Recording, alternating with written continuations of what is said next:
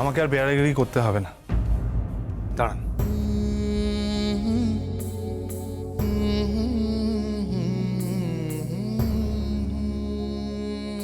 আমি আমি এই সমস্ত টাকা উপার্জন করে এইটা কিনে এনেছি।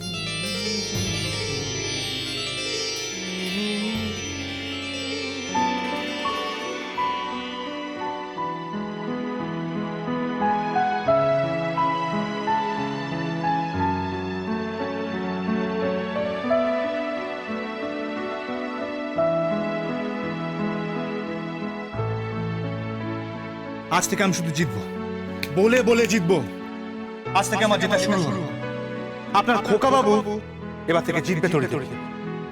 এবার আপনি শুধু দেখতে থাকতে থাকুন, আর আজ থেকে আপনি হারবেন। আর জানেন তো, মাঝে মাঝে হেরে জিতিয়ে দেওয়ার মধ্যে না অনেক আনন্দ থাকে। বাড়ি দূর।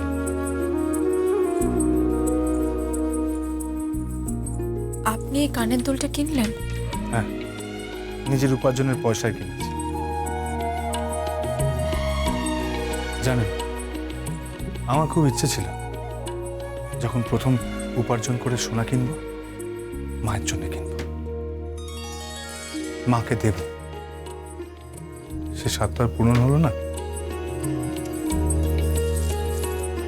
এমন একটা বিশ্রী ঘটনা ঘটে গেল।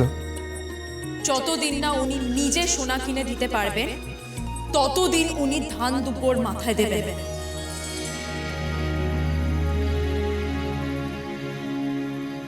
মাকে আর দেওয়া হলো না।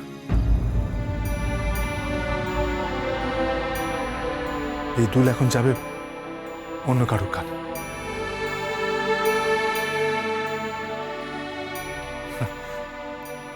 যাকে অনেক রাত হয়ে গেছে, আমি বরং জামা কাপড়টা বদলে নি, আপনি শুয়ে পড়ুন।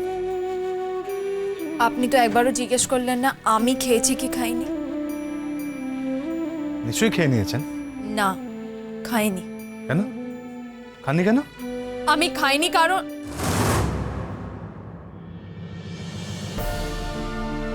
একে কে বোঝাবে? এই লোকটা যে কবে বুঝবে নারী পুরুষ সম্পর্ক সম্বন্ধে কিচ্ছু বোঝে না।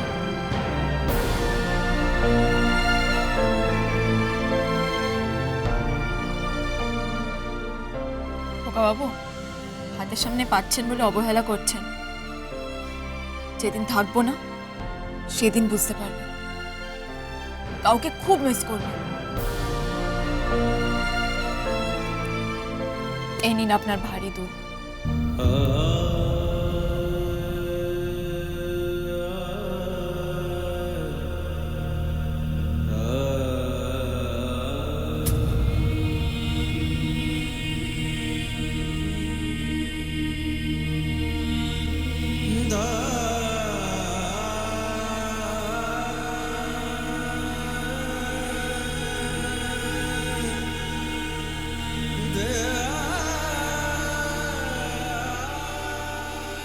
মা, আমি তোমার কথা রাখতে পেরেছি মা।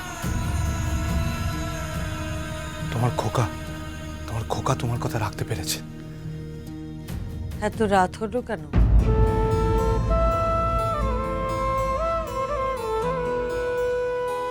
মা মা দেখো, দুল দুটো এনেছি আমি, দেখো। এনেছিস?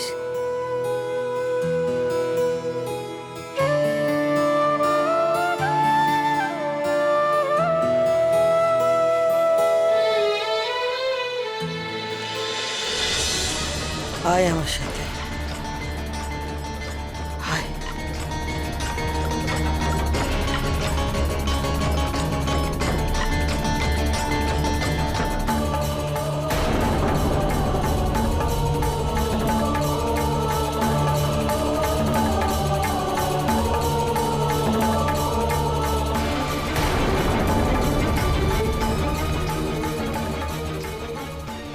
খোকা, ও বাড়ির ফোনটা ধরিয়ে দিত।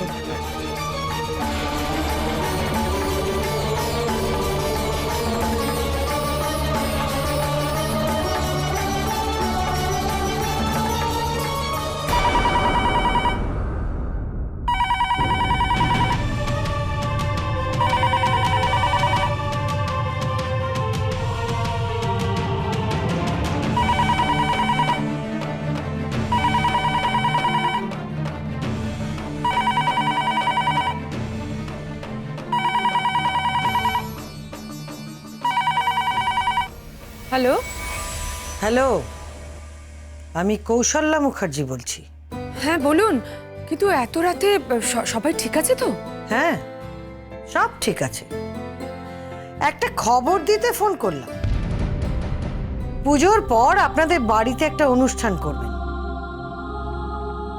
আমি খোকাকে নিয়ে যাব। সকলের সামনে সোনার দুলটা আপনার হবু বৌমাকে পরিয়ে দেব। সোনার দুল? বাহ, ভুলে গেছেন?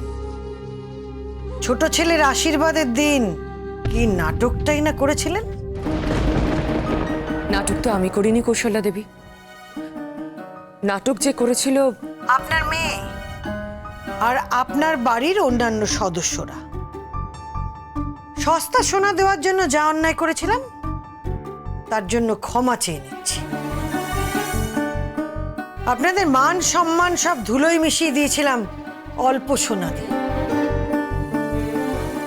এবার আমার খোকা ভারী দুল নিয়ে এসেছে, বেয়ারাগিরি করে।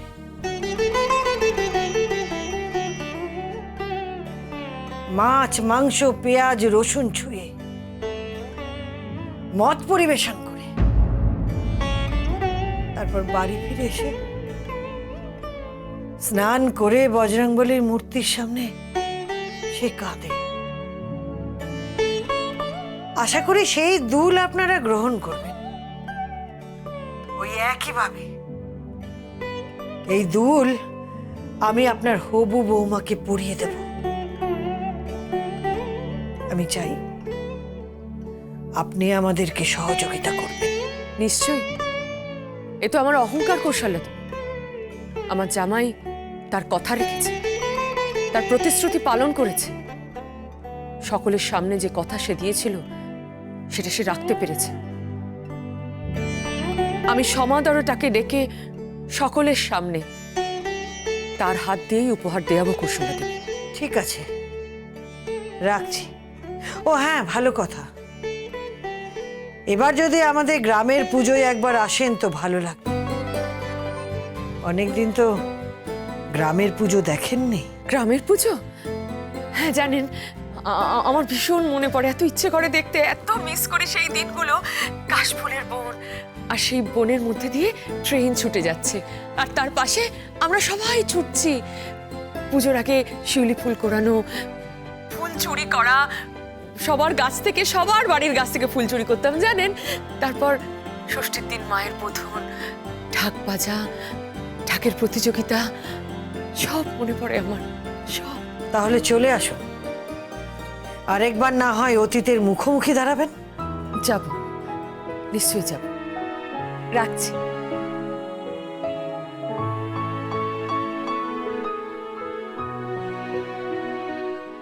কার ফোন ছিল গো? কৌশল্যা মুখার্জি। তা কি বলছেন? খোকা দুলটা কিনে ফেলেছে, তাই ওনারা চান খোকা সকলের সামনে প্রেরণাকে ওটা উপহার দিক। বাবা, এটা তো খুব ভালো কথা। ছেলেটা কথা রেখেছে, ছেলেটার কথার দাম আছে বলো। তা তো আছে।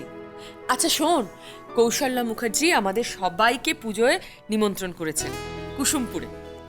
তুমি যাবে? হ্যাঁ যাব। মানে কি, তুমি কলকাতার পুজো ছেড়ে গ্রামের পুজোতে যাবে? আমরা এখানে রাজ্যকে ঠাকুর দেখবো না? আরে বাবা, রাজ্যকে ঠাকুর তো প্রত্যেক বছর দেখি, এবছরও দেখবো। একটা দিন তো যাওয়া যেতেই পারে। তা কবে যাবে? অষ্টমীর দিন চল, খুব হইচই করে আসবে।